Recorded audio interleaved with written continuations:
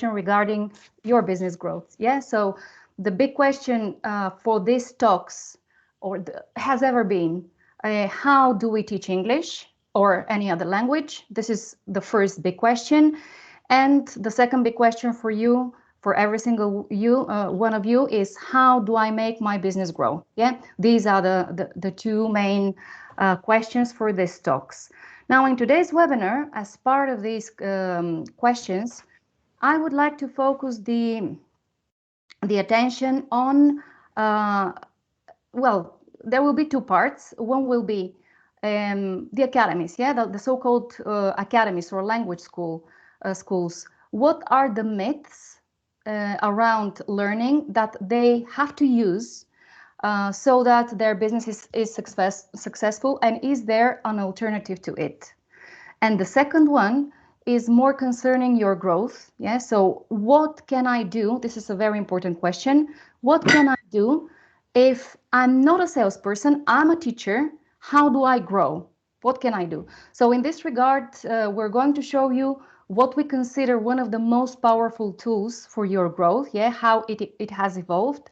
Some of you know about it, but it's worth taking a little bit of time to see how the impact that it can create. Yeah. So for those who, I mean, you probably know me. My name is Radmila. Today's webinar is from Bulgaria. I'm in Bulgaria, exactly as Alexander is. Yeah. So great. I know that you are also in different places. So I guess we will have a lot of room to discuss about education also in different parts of the world as well. So the big question for today is, do you have experience in other language schools? I guess many of you do have it. Yeah. Those who have experience in other language schools, can you tell me, guys, what is the main tagline that they use to offer classes to their students? And when you answer this question, please tell us, where is this experience from and where are you? Yeah, so that we contextualize a little bit these experiences. So who has worked in a language school? Yeah, Fiona, go ahead. Tell us your experience. Okay, yes, so I've worked in the language school for the past 5 years. And where is that, Fiona?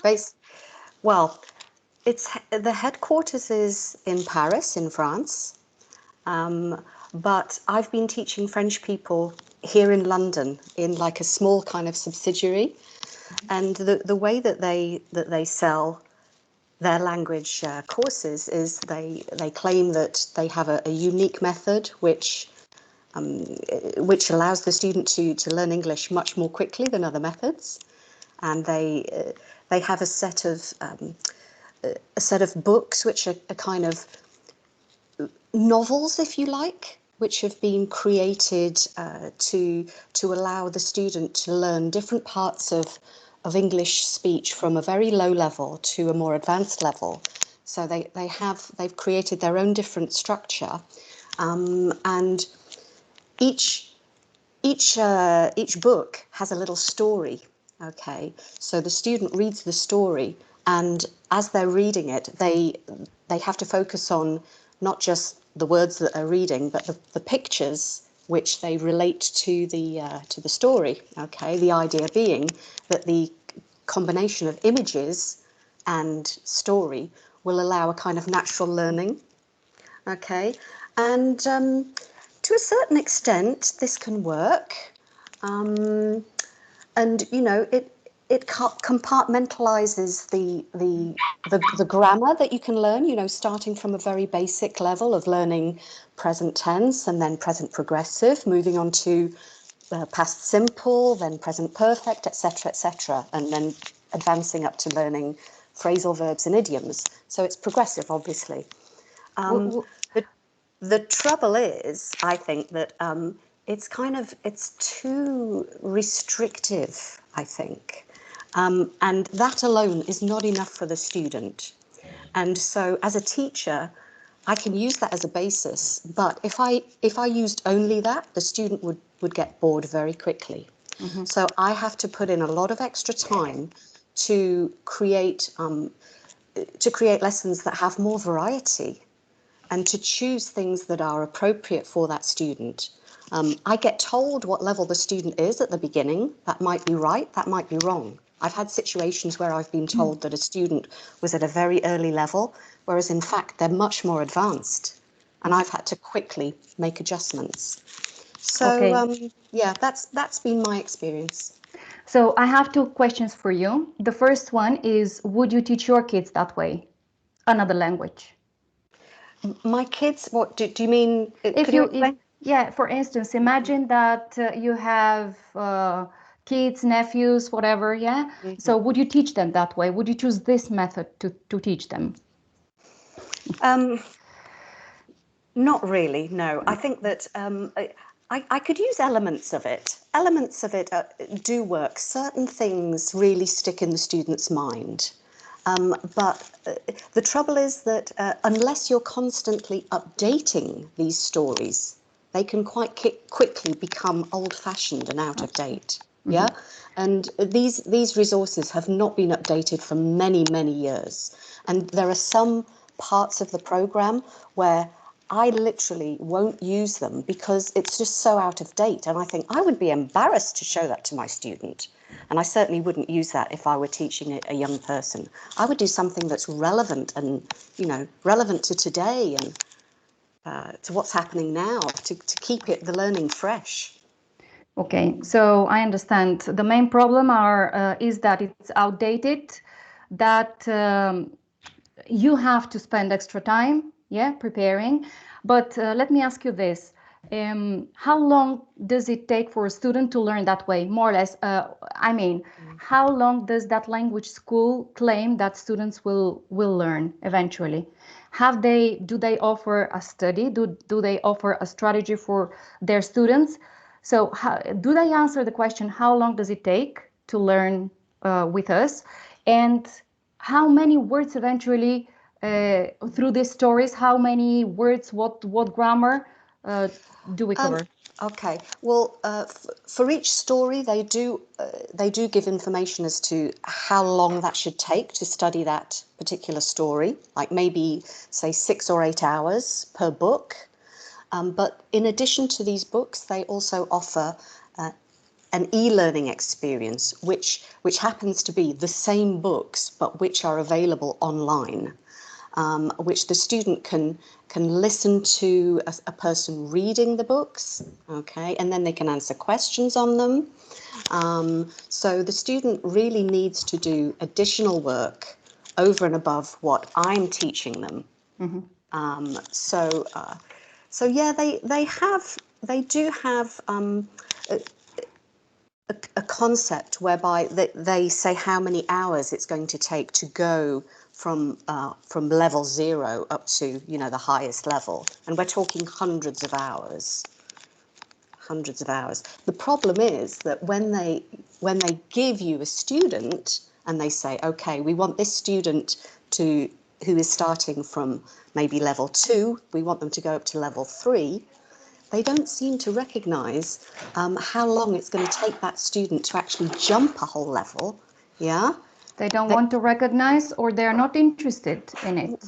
it's difficult to know. Maybe they've sold 10 hours with that student. Maybe they've Okay. sold 30 hours. Okay, Yeah. so they could say to the first student, okay, you're here, you're at this level, you're going to do 10 hours with Fiona. Your target is to jump a whole level. Well, that's never going to happen. They're never going to jump an entire level after 10 hours. Get real. Not They've sold. if only Fiona does the work, yeah. So if these 10 hours with Fiona are endorsed with 100 hours of their own time with something that will help them, something that will help Fiona accelerate that, then it would kind of make sense, right? I think this is it. And as well, you touched very important things here. Let me clarify, especially for the more recent teachers here with us. material being old-fashioned.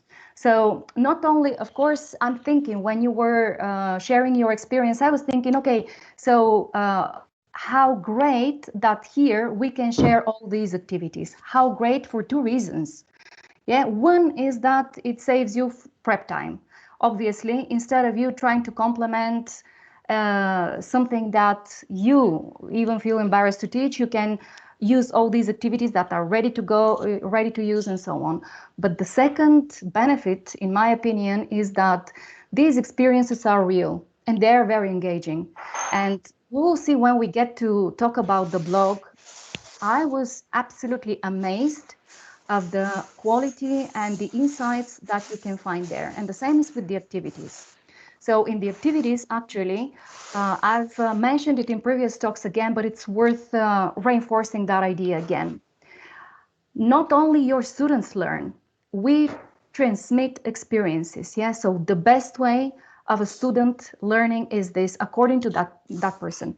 Now, let me mention here a teacher. She cannot join usually on Friday, and it's a shame because, well, she's busy at that time. But you will see the impact of her collaboration very soon. Now, she's an artist. Her name is Michela. So when you see her next activities, pay attention to her attachments. She wants to and is creating material for kids, and her attachments are amazing just because she has done them. Yeah, she has created them. She's an amazing painter, and she has created these amazing creativities for kids. Now, we wouldn't, yeah, of course, one textbook can be full of nice pictures, but that's not the point. The point is that that person conveys a message with her beautiful art, and she shares it with the rest of the teachers to teach one certain content, to engage her students, and to provide the teacher with a great tool. Yeah. So this is what, and remember this name, guys. As remember all the names of the teachers, which activities you are teaching that help you deliver better classes.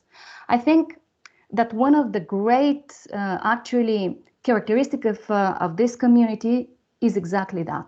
Yeah.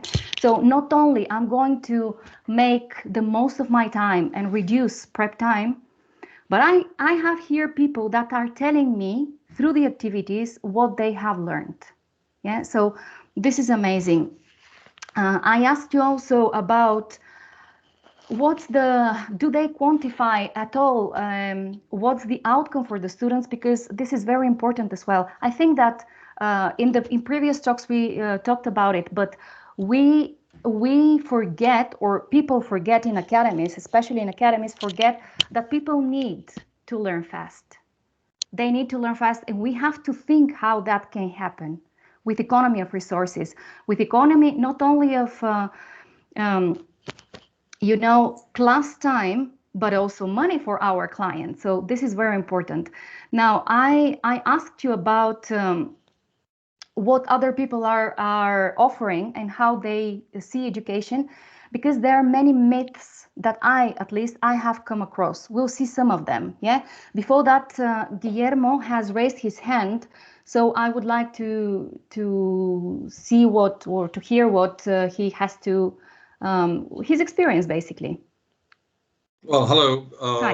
I Where work. are you, I'm in Guillermo? Tarragona, Spain now. In Tarragona. I worked for an academy in Buenos Aires, Argentina, for over 20 years, and I worked at an academy teaching, well, in Argentina teaching English, but I also taught Spanish both in the U.S. and in Ireland, both in academies. Okay. Did you see any difference in all these different contexts? Well, academies are more structured, and I think what they are offering students is structure. Of course, now in the times of the pandemic, the building is quite important because it provides like psychological structure, and that is, I think, is not to be underestimated. In the case of the Argentine Academy where I taught, that one had been around since 1935. So what they were selling, and quite successfully, was history and experience. Uh-huh. So what do they sell? History and experience. And what do they do? They teach English. I want to understand the relation between these two things, what they sell and what they do. Well, usually at any endeavor of life, the more experience you have, the better you are.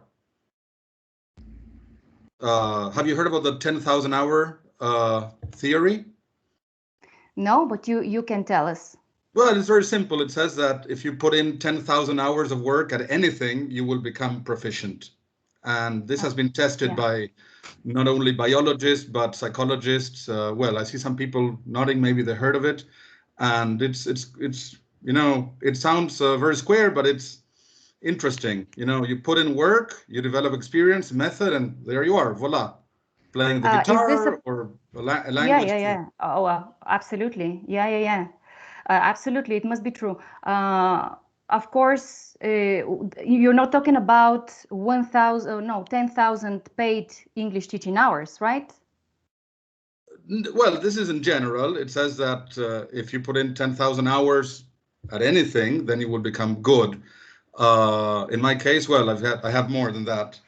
And I think that having experience and having an open mind makes a difference. But going back to the academy, their experience enabled them to know their students, clients, and know their needs. They were very big on understanding needs. And like you said, the need is learning fast, and also in Argentina, and I think in most parts of the world, is having a certification, which translates as, you know, the KET or the PET, or whatever, you know, B1, B2. And so the specialty of this academy where I taught was international exams and how to prepare students to have high marks on those. So let me challenge you there, because do you personally think that getting high marks in exams is a synonym of speaking good English? Well, when I teach exams, no. in the first class where I teach for exams, I do a Venn diagram, and I do this circle that is the knowledge you need for an exam, and this other circle that is knowing English, and there is an overlap, you know. And the overlap can be bigger or smaller depending on what kind of class you teach, what kind of student you have. But of course, you can only teach them to pass the exam, and they will not necessarily know a lot of English, but they will get the job they want because they have the certification. So again, that is a need of the client or the student, and I think it's not to be underestimated. No, not to be underestimated. Of course, if they are at university, and it depends whether or not they will have a diploma. It depends for their graduation. But let's speak honestly. And in the 21st century, if a diploma was important like 50 years ago, very important, because we couldn't, or for the majority of the contexts, people couldn't actually check for the English level of someone, of a speaker. Right now, this is not the case. So yes, it's maybe necessary for universities. And jobs. That's where I'm going. Not for jobs anymore. Well, I worked in multinationals a long time. I worked at Deloitte for a long time, consulting businesses.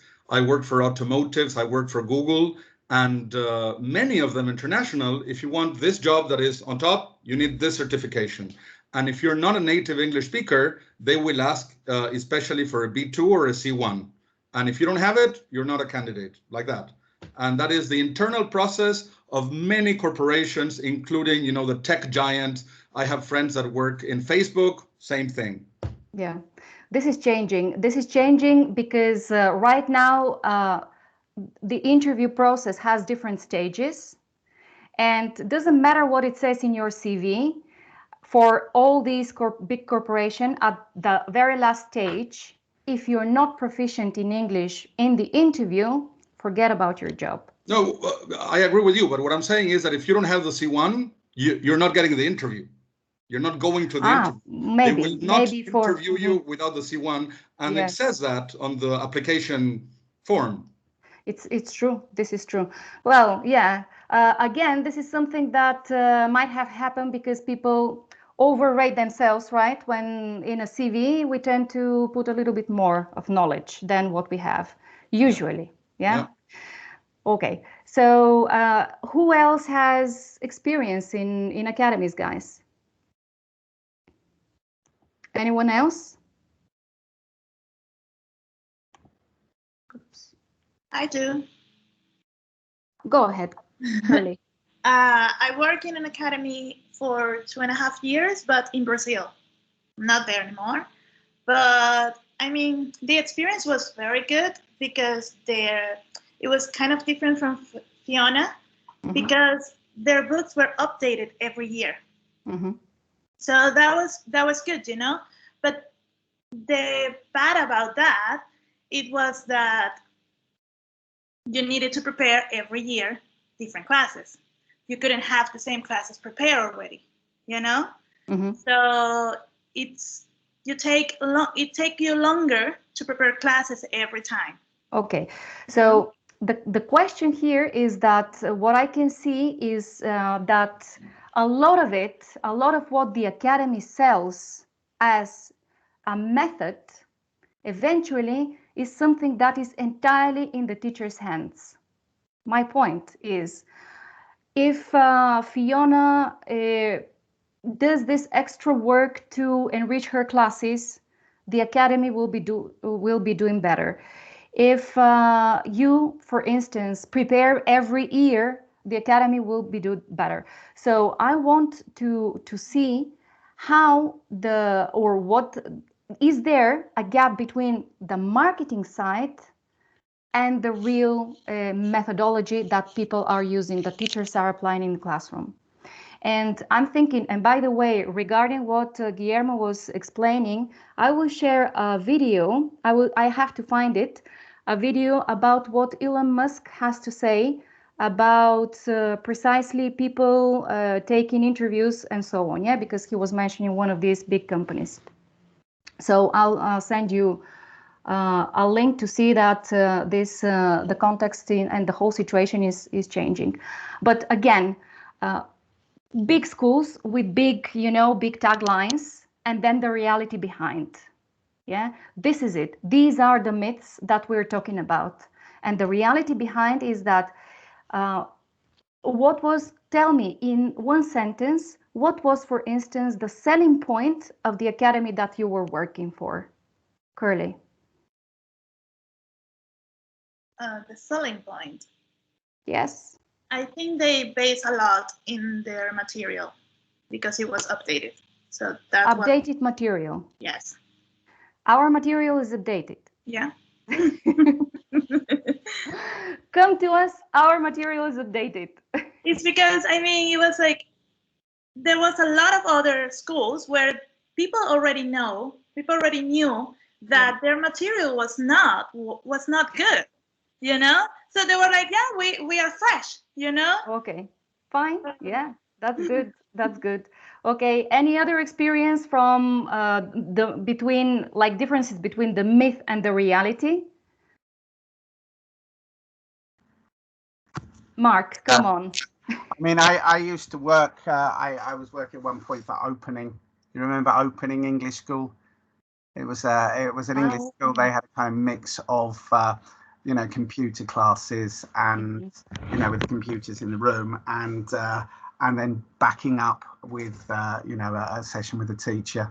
And they would make these ridiculous promises like, oh, we can get you to C1 in 6 months, regardless of what level you have now.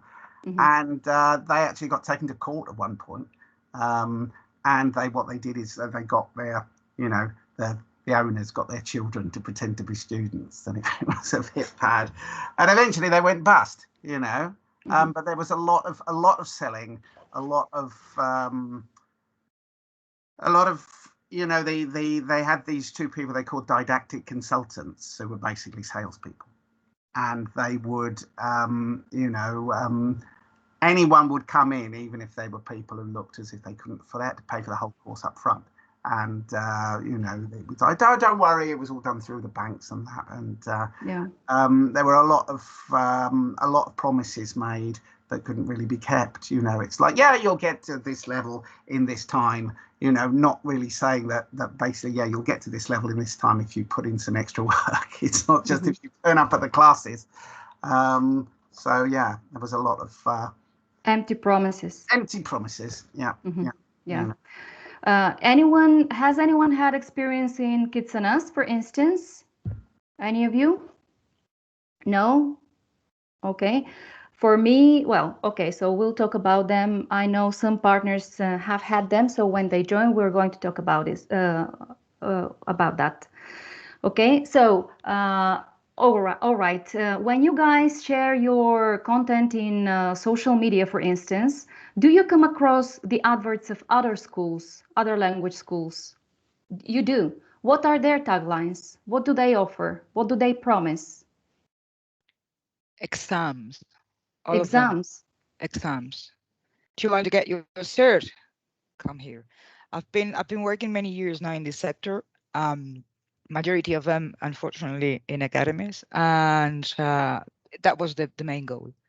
Like if you come here from PET, blah blah blah, up to proficiency, and obviously buying material, buying all the resources, paying a subscription of something on the Cambridge page. So a lot of money invested, and obviously not other people could pass their exams at first, so they had to go back to the same level. Blah blah blah. It was just like a vicious circle. No, you have to be fulfilling levels by passing exams after paying a lot of money. And I have to say that the majority of us, the teachers that we were working in these academies, we didn't follow the method of Cambridge, for example, because it was impossible.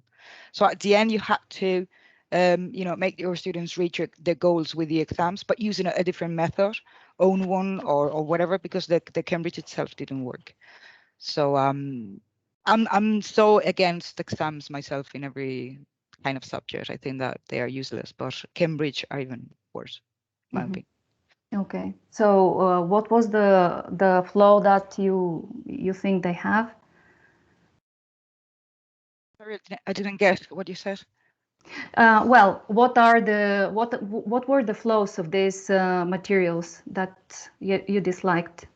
Materials are very old-fashioned in general. I mean, we talk about the things we see or we heard during our days, like our relations, daily relations with other people or with other, I don't know, media tools or whatever. So I mean, I remember not many years ago, I was teaching, this, how do you do? How do you do? I mean, who says that? Yeah. And this is part of an exam, like, and if you don't say how, or you don't know how to answer to this, how do you do question, you maybe won't pass this exam. No one talks like that, It's like we are teaching communication, we are teaching a language, I don't know, we are not teaching maths or chemistry, I mean. And for me it was really, really rigid and useless completely. Okay. So okay. And apart from exams, come here because you will you will pass an exam. Is there anything else that they offer yet now in 2021?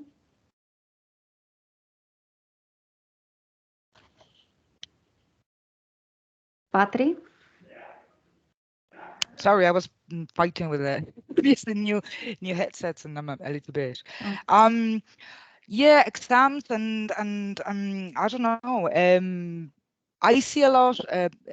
Well, this is not if it is good or not to say here, but I see a lot of people offering native classes with native speakers, and well, but the rest of us, that's not very good. I think that we can offer the same, or we all have something to offer.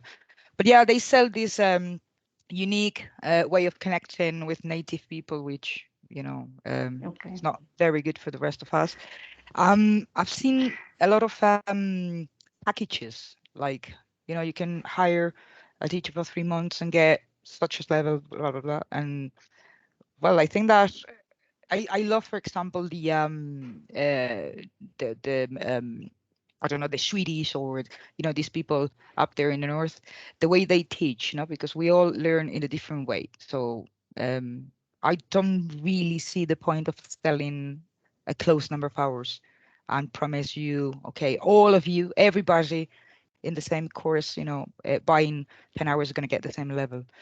I think that they sell.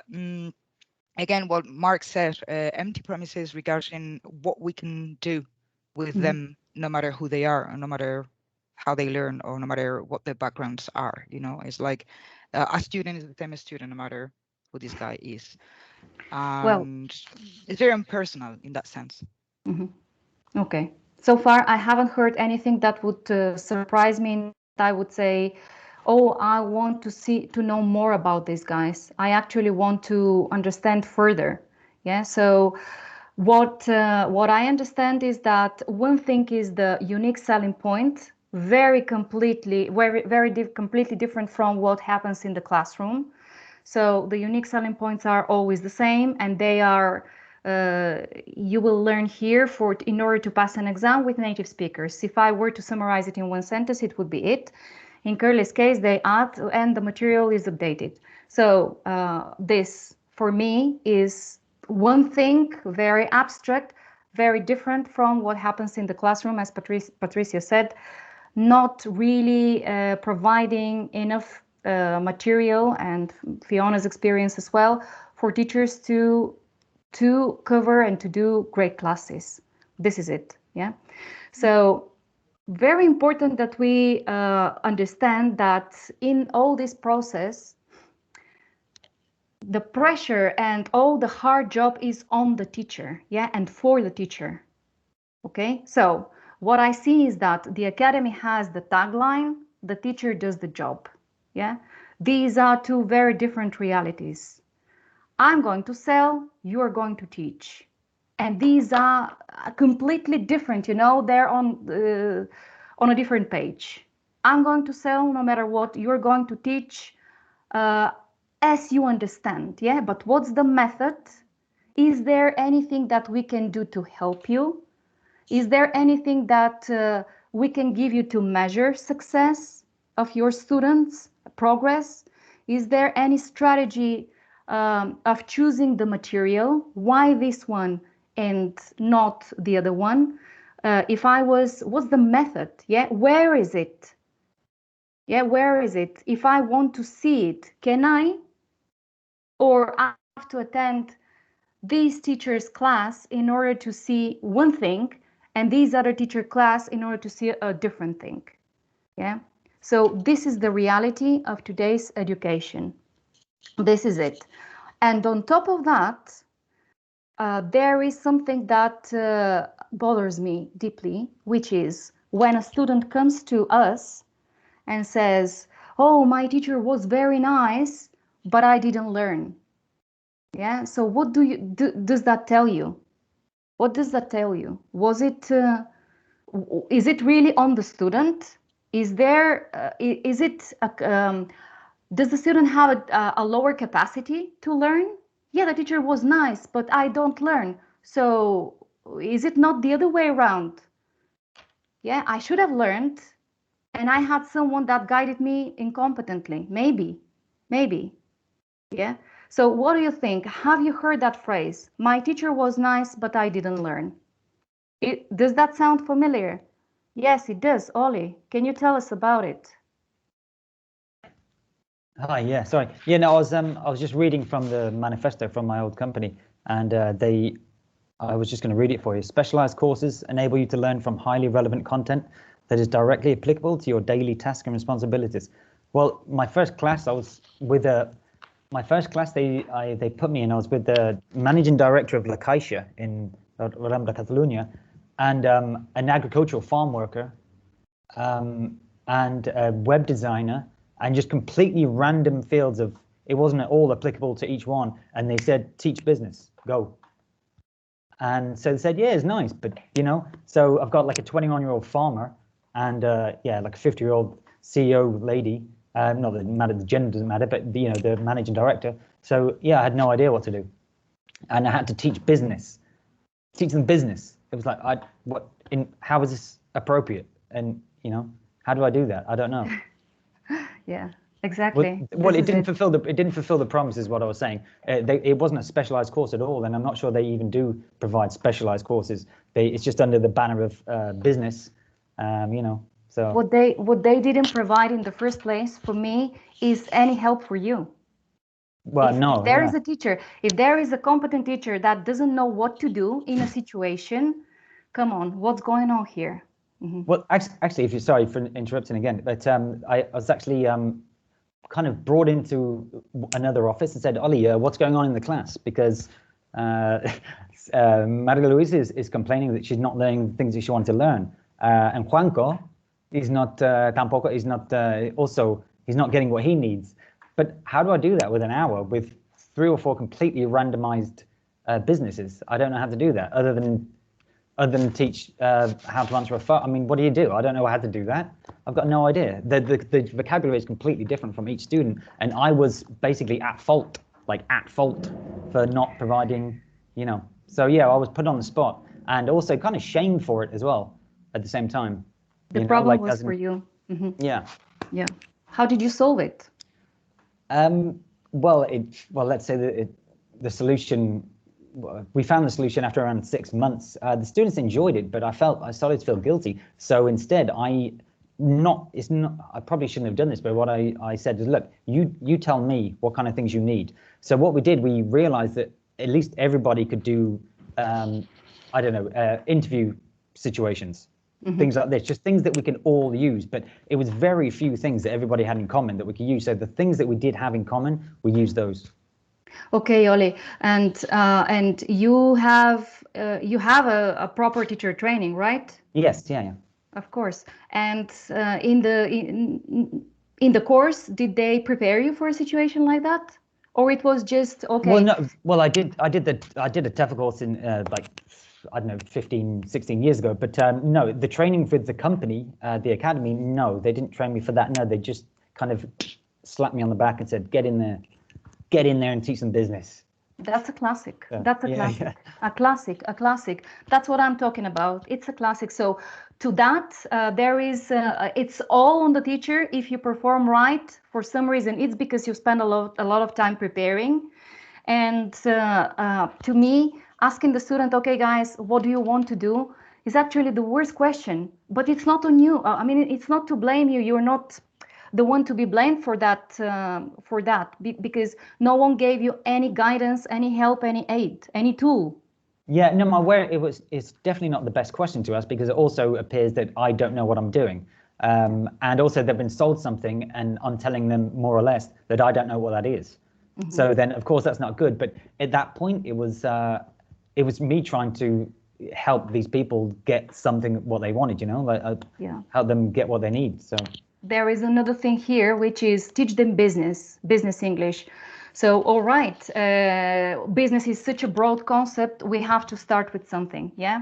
But this is it. So, okay, hopefully, just to summarize and to go to the second part of this webinar, just to summarize, remember that you have a platform that gives you all the necessary material. Why do we provide it? First, to save you time, yeah. Then to learn from each other, not to be put on the spot and not knowing what to do. Yeah, you always have something, and yeah, okay, you can then elaborate more, but you have a starting point always. And there is a system that tells you actually this is what your students need. That's why it's there. Okay, so use it. When you're using the system, you're using other people's very valuable experiences, all in all. Yeah, but let me now go to the second part of the meeting, which is the blog. Yeah, the blog.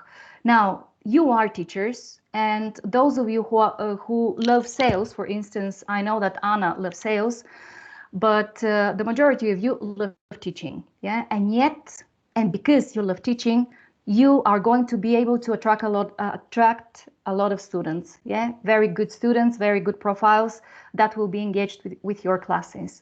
How do you do that? With a very, again, with economy of time, with economy of resources, but having at hand the best possible resources. Now I'm going to start sharing my screen, and I'm going to show you what you have here and the potential of the blog. The blogs, let me just, here, just a minute. Because even though you know about the blog, we've been perfecting and the software, well, the app, we've been working on it.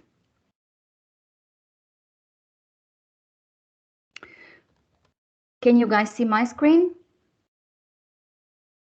Yes, Yep. I can. Okay, so these blogs are a fantastic piece of wisdom and brilliant content for you to share. Brilliant. Now, right now, when you read whatever you read, you have that button here, which is Primera Clase Gratis. Okay, so with this, what you can do is, whenever you are sharing something, and I recommend that you really start using that tool upfront, yeah, and don't forget about the rest of the tips that we've been given you, but focus more on how to make the most of this, because this tool has a huge potential. So every time you have students, you have the opportunity of creating, for instance, getting in touch with them, communicating something to them. And if you check what is here, stop translating in your head, or save 20,000 euros learning English, or the Industrial Revolution in the classroom, or Water Day, or why learning with OXINITY, or what's your way to learn a language, you will see that teachers are sharing again their experience. And believe it or not, these are super engaging readings, short readings for your clients, for your students. And every time you are sharing, now we have added that this button is always present here, Primera Clase Gratis, or first class is for free. So you're sharing content of value, and without being aggressive, everyone who reads you is going to be able to use that and learn more about the system and about you.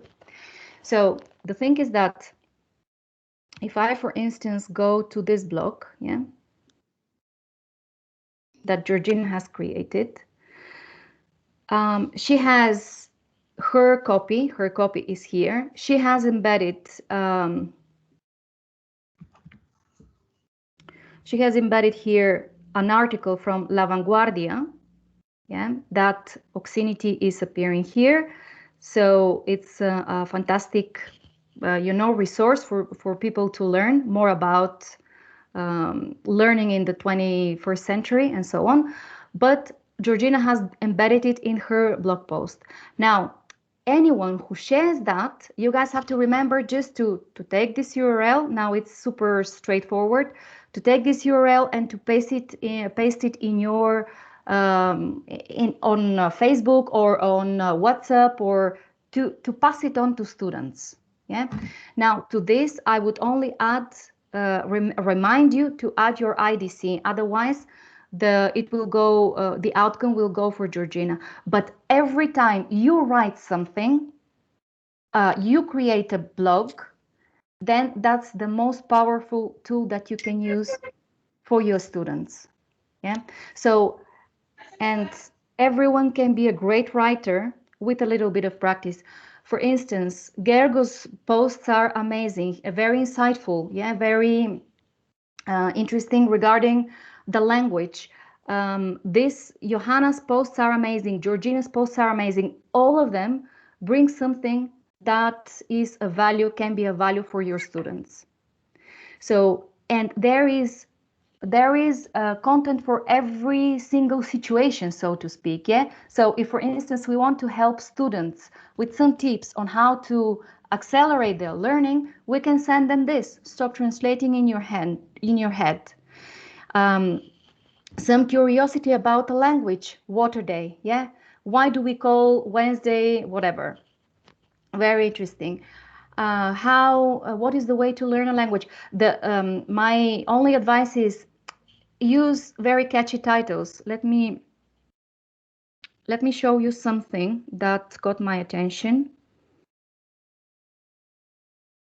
Yeah, here. How speaking English at an advanced level saved my life. Yeah, when living and working abroad.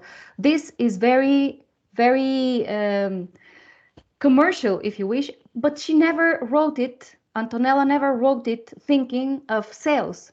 She just shared her experience.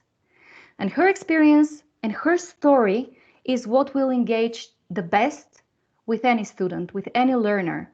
So they will see the benefits of speaking a language, and they will see how someone that started like them has made a living or had made a living with English. So you guys are English teachers. You know the best about what the students need to learn or need to, how we can help them. So write about it, because if you write about it and you share it, it would be amazing. And I am very happy also to help you in this process. So for instance, tips such as why am I not understood when I travel abroad with my English? Why am I not understood? Yeah, what's wrong with my accent? Write about it, for instance. Or what are the rules or the what is the structure of what makes good pronunciation in English? What do people have to pay attention to? Yeah, not only what words are and mean and how to use them and phrasal verbs, but how we can sound more English, for instance. These things is something that I'm absolutely convinced that, for instance, if Mark were to share content, yeah, you would definitely, or were to write content, you would be able to explain it in a very good way, Mark, from your experience, your son's experience, and so on. So I started something the other day. I'd written this whole load of things. I made the mistake that I made before. I was writing something about Women's Day or something like that, and then I pressed the button and it deleted it all, and it's just shit, you know. So I should have done hold on. But we can recuperate that. I didn't save it though. I don't know. I was writing it straight in there, you know, and I don't know what I pressed, and it deleted it. So it wasn't there, and it's gone, sadly. So yeah, I'll have to do something else. But okay. Well, I missed the moment there. Yeah. No, you missed one moment, but you can go back to it. Yeah, again. I'll do something else. I've got to do something. Okay. So, do you want me to explain to you how you can do that? How to share a blog post? Do you know how? Yeah, it would be good. Okay, so hold on a minute. Let me share how you can do that. Remember, guys, with this, writing a blog, using blogging in general is the best way of making money. Yeah. So just a minute. Give me a second.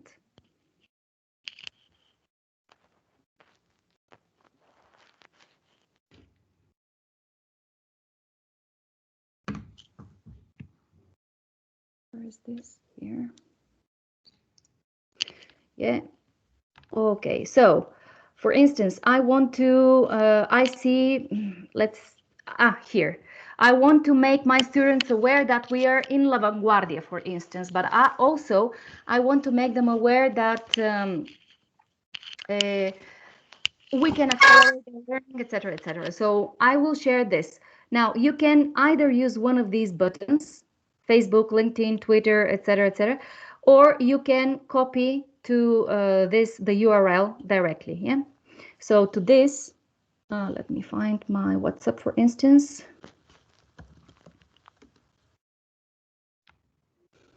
It's opening. Just a minute.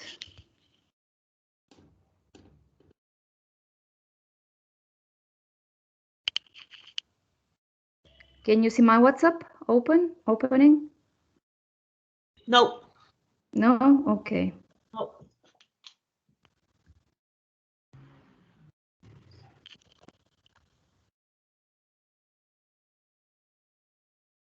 Just a minute.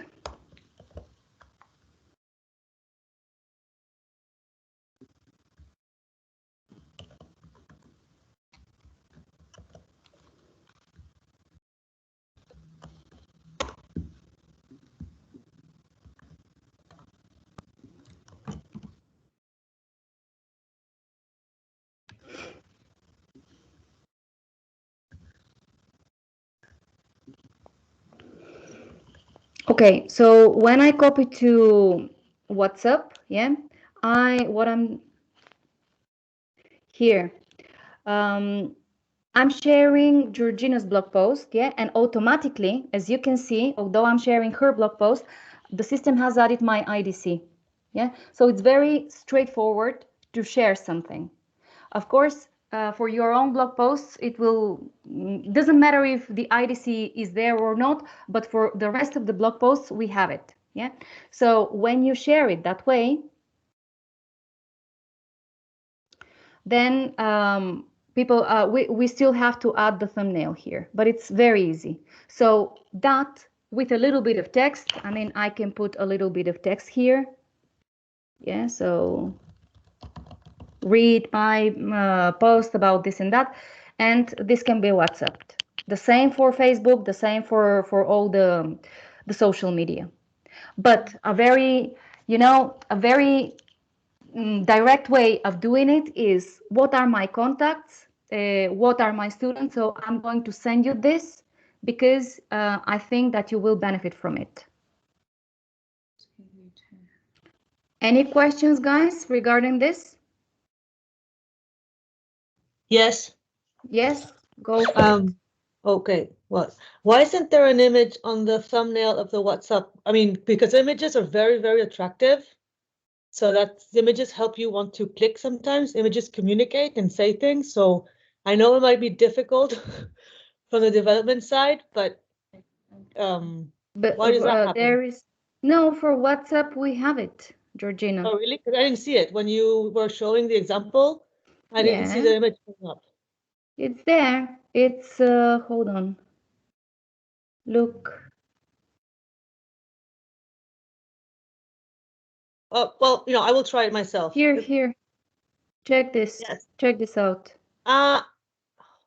Okay. All right. So okay. So I don't copy and paste the link. I do it from there. Mm-hmm. No, you can you can do it from here, or you can copy and paste the link, whatever you prefer. For instance, when I'm using Hootsuite, I copy the link, and then I use Hootsuite and here, for instance. Mm-hmm. Yeah.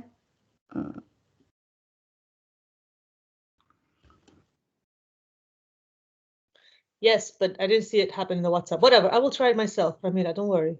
Okay, let me know if it's something very new, so if you see that it's not working for whatever reason, you let me know. Yeah, sure, of course, thanks. Okay, I will paste it on Teams as well. Here, you guys, check this out.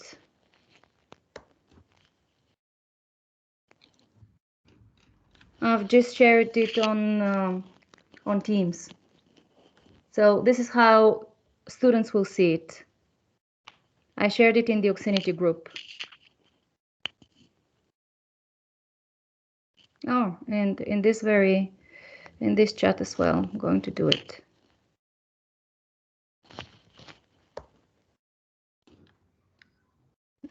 Yeah, can you see? Yeah, perfect. Fiona, you have a question? Yes, Radmila. Could you please just briefly explain how we would share on LinkedIn? Because when I did a webinar a short while ago, someone mentioned that it's necessary to put a link into the comments area rather than in your main post. That was that was said in one of the meetings that LinkedIn prefers that you write something in the post and then you share in one of the comments. But yeah, well, apparently people that have more experience with LinkedIn have observed that. I don't know. I always share. Sorry, if you want me to contribute, I am testing that, and it works. I mean, you put the link in the comment section, and people do click there. And then on the other hand, I was thinking about it. If you put your link at the end of your post, when you come up in the stories, whatever it's called, people don't see the link directly because they have to open. So that means if they don't read the post, they will never get there. So then if they directly have it in the comment section, they will see it. And what I have been doing this week also is I've been posting stuff. And then every 2 days, every 3 days, I put the link in the comment section. So that means that all people who have liked my post, which basically are only all of us, but whatever, they will see the post there. They will see the post there. So if somebody I don't know clicked, okay, then 3 days later, like, okay, Georgina has commented on a post that you're following. Oh, what's the comment? Oh, they see the link. And what I saw from Sonia, I also put like something like know more about wonderful culture about women. That was my obsession this week. And click here, right? So you also say something. You don't just only put the click or get a free class here. So I'm working on that. And yes, I have comment posts and direct blog posts, and people are clicking. So, you know, it's working. It's working. But what works the most, obviously, is, you know, posting the blog directly there. So what I would not do, I would only put in the comment section the direct link to the registration form, not to the blog. The blog I would directly put on the post. Basically, what Georgina is saying is very important, because what we want is you to be found. So ask yourself, where can people find what I'm posting? Why is that? Because you can monetize it. Yeah, it's very important. You make money by making people see that. Why is that? If you're the author, they click you, the money is for you. If you are doing the action of sharing someone else's post, the money is for you. Yeah. So the idea of all these resources is to help you monetize everything, every single action of yours. Every time you're posting, if there is outcome, it is for you every time. Yeah, with this system. So ask yourselves, these questions are very good, because the better visibility you gain and the more you share with the final recipient, the better. So how can I share with, how can I make it grow? By sharing with my students. Yeah, the students that I have now, they are the ones that will help me. The students that I am currently teaching, if I put this in their hands, they will share it. They will thank me, they will share it. Try to see how they would see it in their WhatsApps. It's amazing. It's great. So you're not promising anything. You are not selling. You're sharing content of value. Yeah, you can, and anything that is of interest for you, create a blog post for it. So, for instance, Steve was asking about, and Georgina as well, about World Book Day. Instead of taking a blog of other people that other people have written and sharing it with your students, you guys go and create that. Yeah, because you all have the capacity. Instead of just taking someone else's video and pasting it on LinkedIn, then do it in your blog and then share on LinkedIn, because it's a very powerful commercial tool without it being commercial. Yeah, so without over promising, without empty promises, that action of sharing content of value will bring you money. This is the straightforward, the quickest, the most direct way of doing it. I want to make it clear, because we see how powerful this is, but I'm not sure whether you are aware of how to do it. So please let me know if I need to explain further. Yeah. All the entries, you have to know, every time someone shares you, then that is for the author. The entries without an IDC, this is always for the author. Whenever you put your IDC, then it's for you. Okay? Mark, questions? Yeah, there was a thing I remember you saying, I've forgotten how to do it, how we could use our blog posts to link to another article. Yeah, it's you do it in the following. How do you do that? Yeah, look, I'll show you in just a minute. Give me a second. Yes, because वो French की सारी classes मेरे साथ ही हैं. So वही मैं चाहती हूँ after 3 months normally हमने कहा हुआ था कि एक है वो आप बात बेशक कर लें. At least a kind of. We have Hazra is speaking in with her microphone unmuted. Hazra, can you mute your microphone? Just a minute, I'm sharing now.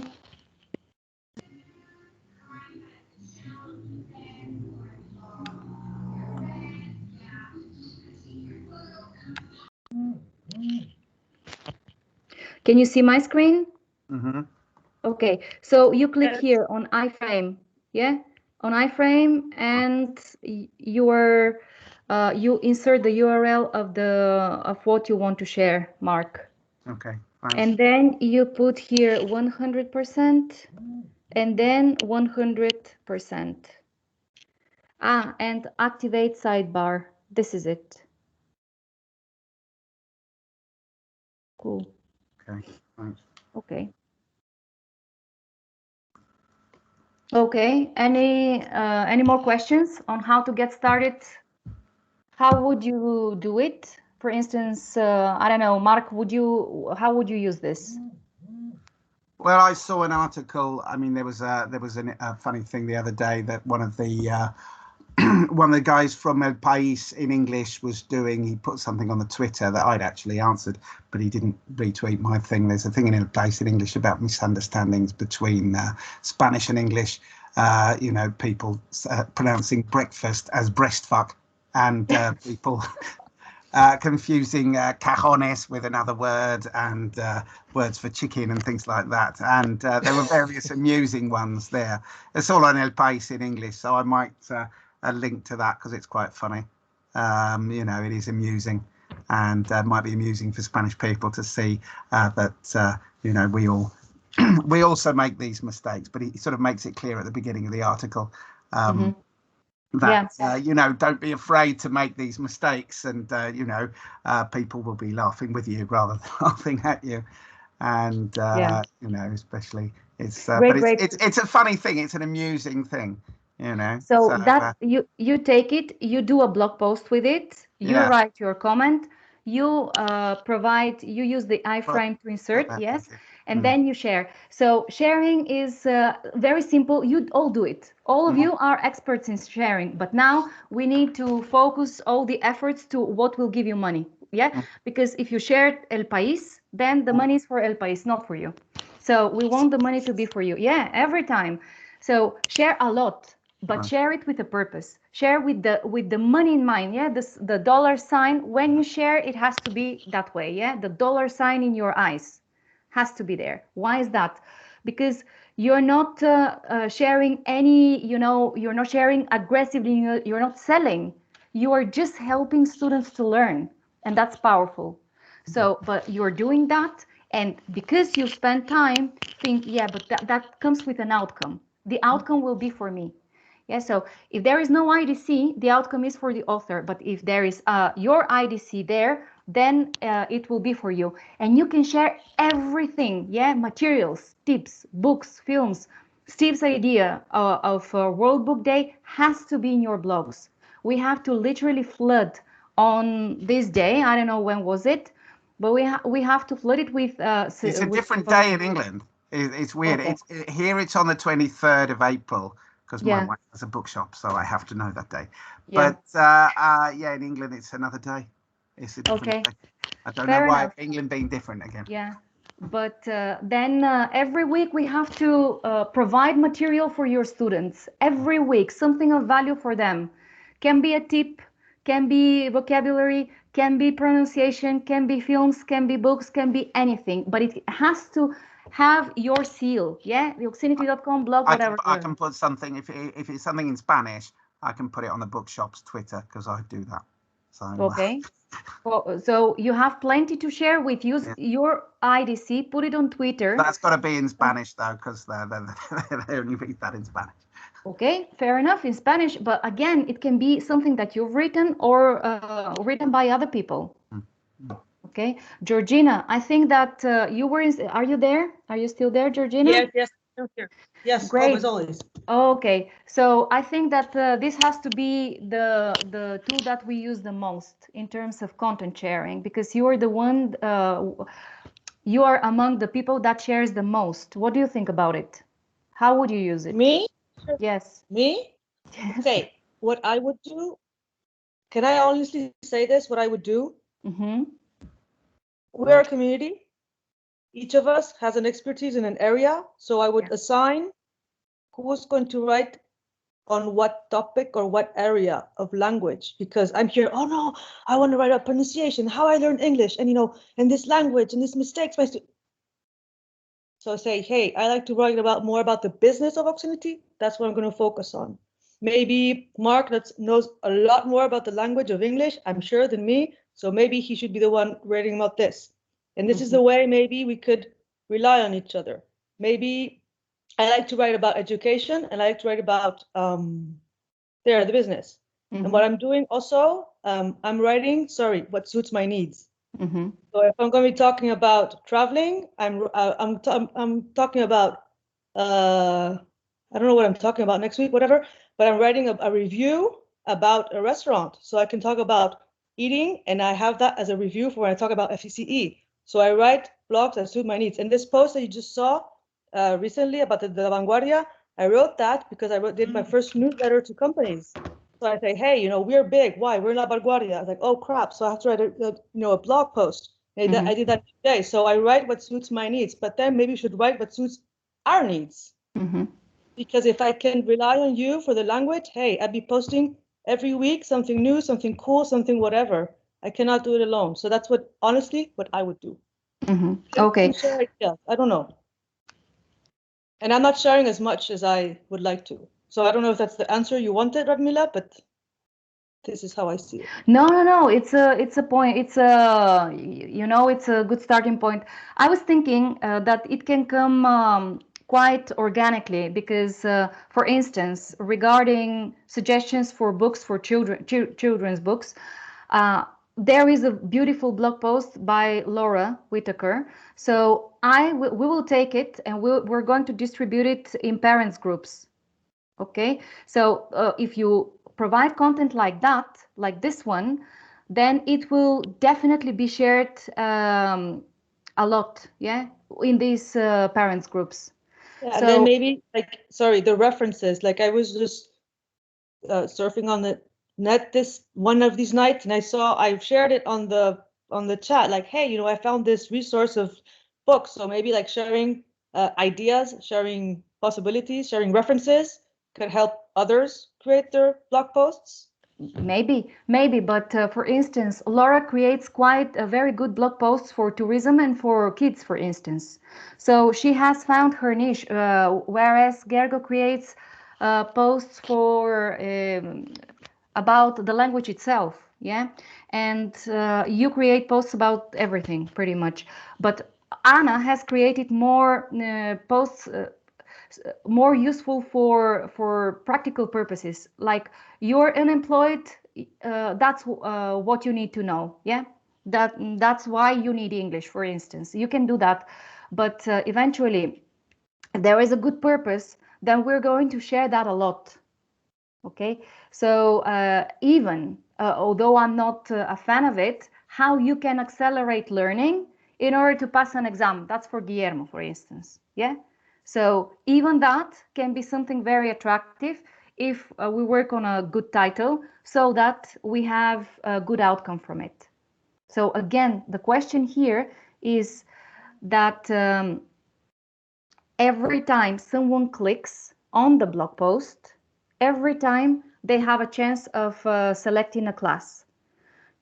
So whatever you write about will potentially give you the possibility of people trying. Ermila? I have a question about adding a picture to the blog post. Like say you wanted to use a picture that you found on internet. I was wondering if for copyright reasons, would we need to copy and paste the URL the way you were showing earlier how to reference a news article? Or can we just like download it to the computer and then upload it like normal? Regarding like referencing. If you, okay, so the only thing you shouldn't do, what you shouldn't do is copy and paste someone else's text without mentioning.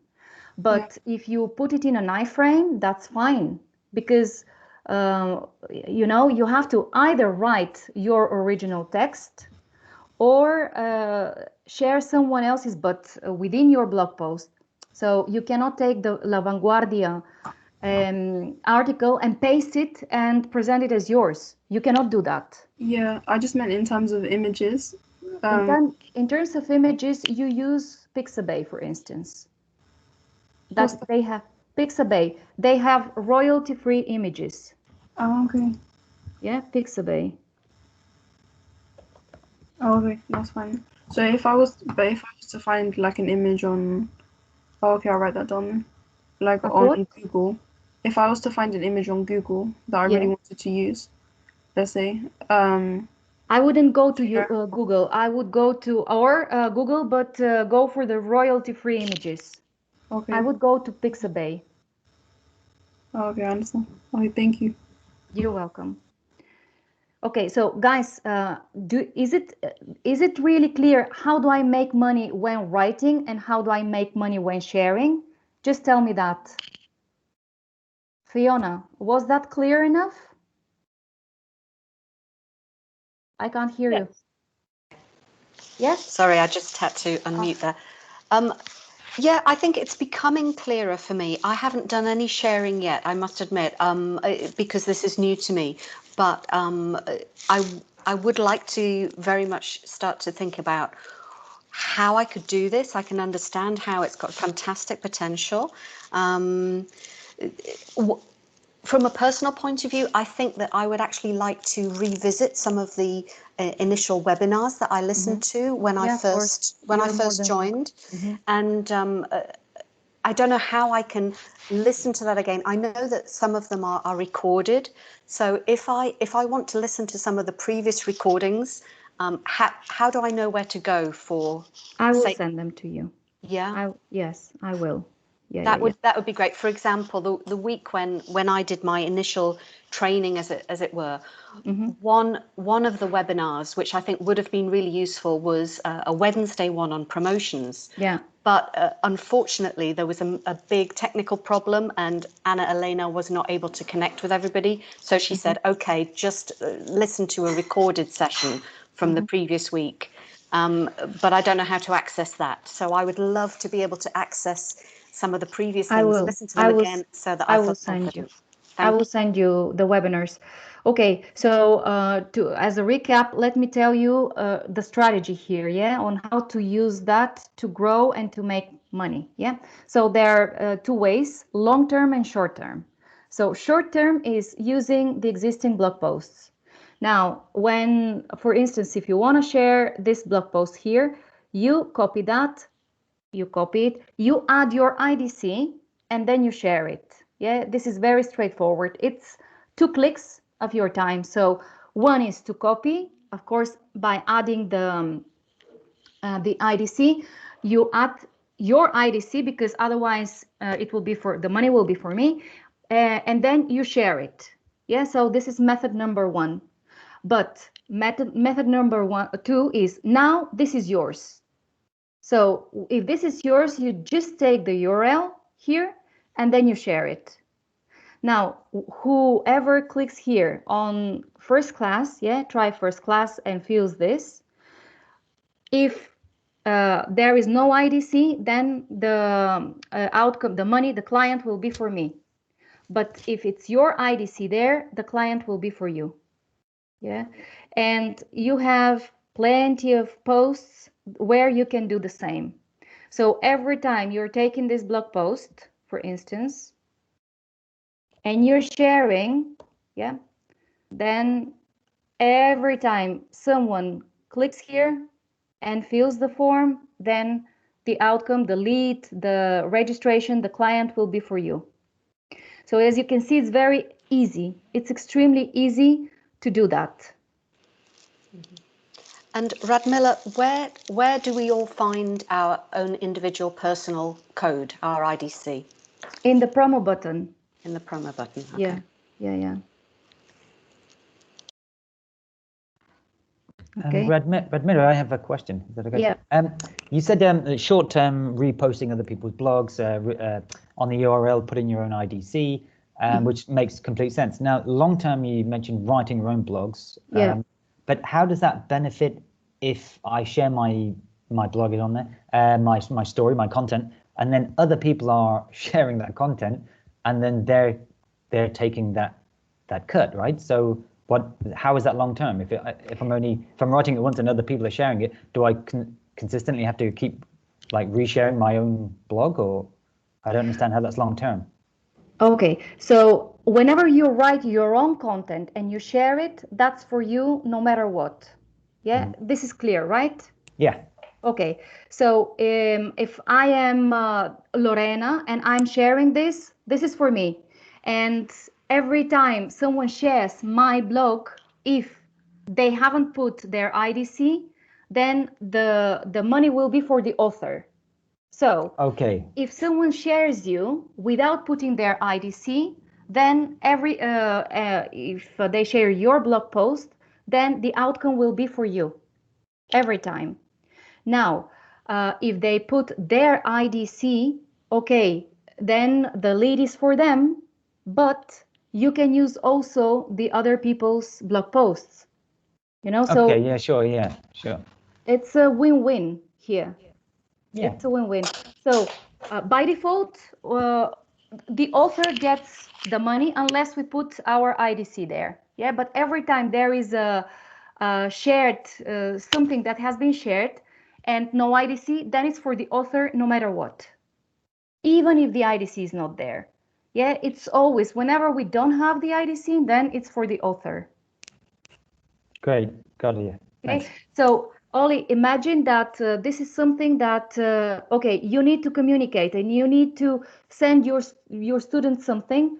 Then use all these resources here, all of them, for your own benefit. Yeah, short term, you will take other people's blogs and you will share them, and because you've done that, then you will have the outcome. But the day when you start producing your own, you share it directly with or without IDC, and then all the outcome will be for you. Okay. Yeah, understandable. Yeah, great. Okay. I have the feeling that it's not quite clear. So really, No, I understand completely. Yeah. So because it's a sharing platform, so I get to benefit from other people's hard work by sharing their blog posts, and then when I write my own, then other people can share that too. It's equal. That's fine. Sounds great. I understand. Okay. Yeah. Perfect. Yeah.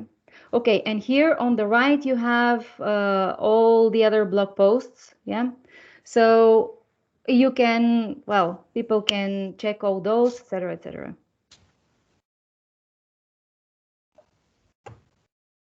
Okay, so with this, what you're doing, I mean, the idea is that this is all content for Google. Google is reading that. So that's why it's so powerful. So when you are writing, Google is also helping you. Yeah. The only question is, how do I do it? How do I make my posts more visible? This is the question that we'll try to answer them next week as well. Yeah. How do I make my posts more visible? Well, okay. Any other question, guys, before we go? Yeah, just Radmila, I'm sorry. Yeah. Can you just repeat the short run, long run? So I understand now that there's a free class on every blog post, which is really cool. You have to write your IDC to make sure that half of the students is for you. That I understood. I understood the Facebook, the WhatsApp sharing, whatever, but then I got lost with the short-term, long-term business opportunity, whatever. Could you clarify that, please? Okay, so the idea is the following. Every time you write content and you share it, you will have potentially, you will send it to your students, they will share it and it will be shared, it can potentially reach a lot of students. This is something that you will be... Oh yeah, of course. Oh, okay. Can you do something? Can you write down or Google how to apply for a NIE number in Madrid? You will see that the strategy. If you look for that in Google, someone has written about that in the blog post. Now, that's the way people are going to find you. So the more people shares your content, oh, because probably you're in Bulgaria now. No, here it is. There you go. Okay, so click there.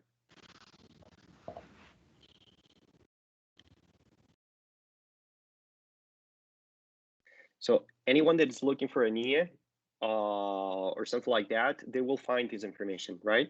So this is about like being on the first page on Google. That makes a lot of money, right? So if you write about content and people start sharing your content, okay, what it will happen is that Google will see it. So every time someone asks for this information, you will appear there. Now, if that's related to English teaching, okay, a lot of people that will be making questions like, I don't know, how to learn a phrasal verb or a list of phrasal verbs or books or films or whatever. And it's added with like to learn English or to learn any language, okay? So if you create this kind of content, okay, and Google shows your content, okay, so, and people start sharing, all these people, no matter if they go back again to OXINITY like after 3, 4, 5, 6 a year time later, okay, that's going to be your client because you catch their attention by giving some content. So that's why long term, it's about creating content for yourself, right? And short term is getting the content from other people and sharing it with your IDC. Everything that goes without IDC is for the author of that content. But if you want to like grow fast, you can use other people's content by using your IDC, but you're helping the other person that has created the content to go and grow in Google rank, okay? So it's a win-win. So you're using someone else's content, but at the same time, you're helping that content to go and ranking up, okay? So then you can share every week, you can share content to your students. So it's not about selling anymore. It's about giving content. Okay, so forget about like saying that we have the best classes ever, but telling your students about like, if you want to practice this, go and watch this film. Or if you want to learn about, I don't know, this vocabulary, use this. Or, hey, I just read this book, which is amazing for a P5 level. And I have a daughter who is writing or who's reading, and I found this book, which is incredible. So you share that content with your students. And those students, what will happen is that they will share that content with other people. So for instance, in this case, the content that you were saying, like, let's post some content that we can send to our students. If you make a blog post, then we can all share to people. Like, for instance, I know that we have a real big problem here in Spain, as Mark said the other day, about like passing exams. And so kids are like, they know how to speak English, for instance, but they don't know how to pass an exam, right? So the problem is that sometimes it's pronunciation and spelling. If you can make a post of how to help parents to teach their kids how to pass these exams, for instance, Guillermo could be a very good option. If you write this kind of content, okay, I would personally distribute this content to my WhatsApp chat with my daughter's friends' parents, because that's really good information that I can provide, okay? And that information, if that's, you do that, okay? So all these parents will see OXINITY, they will take a look, and then they will say, hey, I want to try this. And those clicks are going to be for you, Georgina, for instance. Does it make sense? Is it clear now? Yeah. Excellent. Yeah. So I mean, long term, believe me, it's writing content, and yeah, you just distribute this content, right? Short term, it's like, all right, so I have all this content here in the blog post, so I'm spreading these blog posts. So all the people that will click with my IDC, those are going to be my clients, no matter if it's a 1-year process, okay? The first click you get from one client, you can have like a 1 year. And then that client, if he register or she register, is going to be yours. Okay, that's short term. Long term, start writing posts, and then you will see that you don't know where these people are coming from, and then you have all these interested people that are coming from those clicks. Okay. Yeah, if I would like to add to that, I just got the idea. We can just directly Google like how to, cómo aprender. Just Google the words English, and we'll probably find out and figure out what the people are looking for, and that will give us the clue of what we have to write about. And then exactly. in terms of but once you realize what they're looking for, then you have to be relevant. And by being relevant means that if people are sharing your content, then you will be there on first page. Yeah. And then just on the technical side, for the rest of you, if you put your keywords in bold, that will help you be indexed in Google. So the more you write your keywords in the title, the long tail, and the SEO description, and and within the text, do not write the keywords more than 3 times, maybe, because if not, Google's going to figure out that you want to do that. Yeah, well, the bold doesn't make any sense, but the other things, anymore, yes. I mean, titles is the most important thing. Yeah. The title and description, and then the content that you're and then I also has to do something.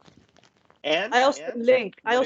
Like every time I put English class or English teacher or virtual academy, I link that with OXINITY.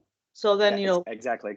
But the most important thing is that the people that will click you, that they will spend some time. So for instance, if you write some content which is relevant, but then you add a video there, like explaining, for instance, if you want to, that would be a really good tool. For instance, if you explain how to write, I don't know, some kind of words, and then you make that video for parents so they can teach their kids to pass exams, for instance, then parents will take a look to that video, spend some time in your blog post. And if people are spending time, Google knows that. So it's and then you become more relevant. So the more videos you embed, the better. Yeah, but like if you embed a video from other sources, you might as well put it at the end of your blog post. I didn't leave, so you gotta avoid leaving. And if you're gonna record a video of yourself, let's share that too. Let's share that too. I mean, if they leave blog post, they go to YouTube. Okay. Oh no, they can watch the video actually in the same. Oh, I'm sorry. Exactly. You're not going to YouTube. Exactly. Yeah. Okay. I got confused. Okay. Yeah. Cool. Yeah. Okay. All right. Nice. Okay. Cool. Thank so you. Great. So start writing content to share, and you will see that your sales will increase. So it's not about selling. It's not about becoming a salesman. It's about like sharing content, but it has to be important content that there are solutions for people. So if you start writing about solutions, you will see that you will increase your sales. So don't focus on sales. Focus on solutions. Believe me. Yeah. That's so cool. Thank you so much. Okay, great. Thank you all. Great. Yeah. Eric, do you want to mention something? Yeah, just a quick mention. I was wondering, well, not especially this blog, which would be for maybe English speakers, but the rest of the blogs, are they only in just one language? In English and in Spanish, we have them. Okay. All right. You can write in either language. Depends on who you would like to read you. So, for instance, what Jonathan was saying, a group of parents that are interested on how to help their children learn, then, and if you can write it in Spanish, write it in Spanish. Right. Okay. Okay. All right. Any other question, guys? No? Great. So go ahead and start applying this. Start sharing posts, blog posts. Yeah, use that. Okay, I can help any of you. If you have further questions, let me know and I'll help you. Great then. Okay, so thank you very much. And thank you to everyone. Happy sharing. Thank you. Have a great weekend. Bye. Thank you. Thanks, Have a nice weekend. Bye. Bye. Bye. Bye. Bye. Thank you. Bye-bye.